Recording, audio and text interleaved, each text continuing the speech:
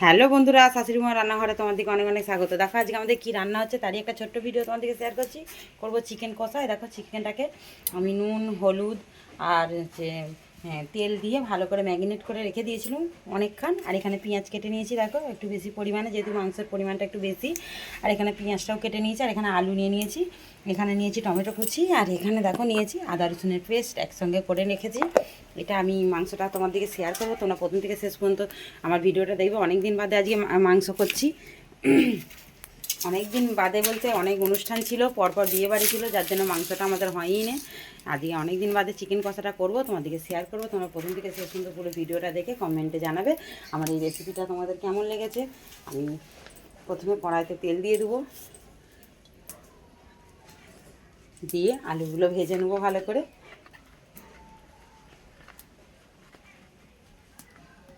দেখো কড়াতে তেল দিয়ে দিয়েছি, দিয়ে দেবো আলু, দিয়ে আলুগুলো ভালো করে ভেজে নেবো। নিয়ে আলুগুলো ভেজে তুলে নিয়ে তোমাদেরকে আবারও শেয়ার করবো কীভাবে কী রান্নাটা করছি। তোমরা দেখে কমেন্ট করে জানাবে আমার এই রান্নাটা তোমাদের কেমন লেগেছে। দেখো আলুটা ভেজে তুলে নিয়েছি, এবার আমি গোটা গরম মশলা দিয়ে দেবো, দিয়ে পেঁয়াজ কুচিটা দিয়ে দেবো,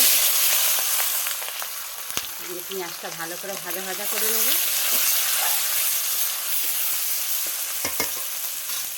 দেখো পেঁয়াজটা ভাজা ভাজা হয়ে গেছে, দিয়ে দেবো টমেটো কুচিটা, আর দিয়ে দেবো আদা রসুনের পেস্ট।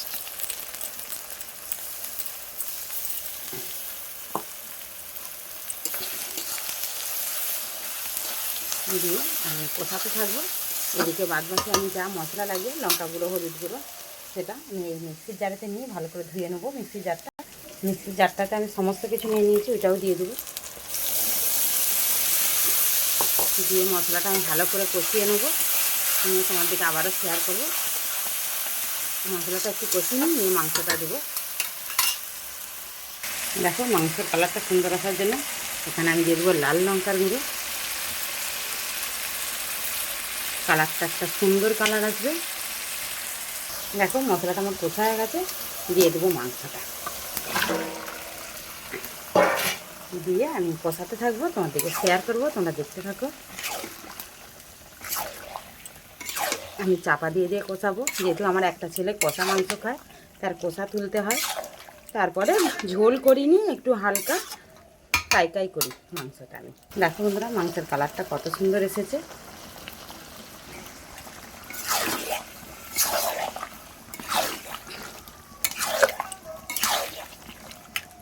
লাল লাল ঝাল ঝাল চিকেন কষাটা তোমাদের কেমন লাগছে তোমরা কমেন্টে অবশ্যই জানাবে।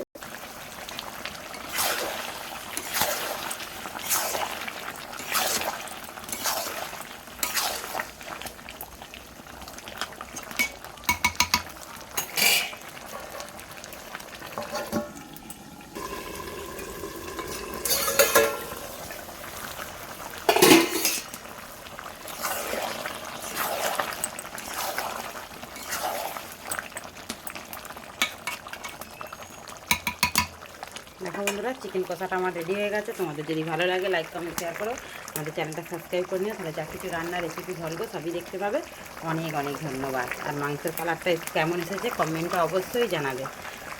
ক্যামেরায় কতটা ধরা পড়ছে বলতে পারবো না, কিন্তু আমাদের এখানে কালারটা খুব সুন্দর লাগছে। অনেক অনেক ধন্যবাদ।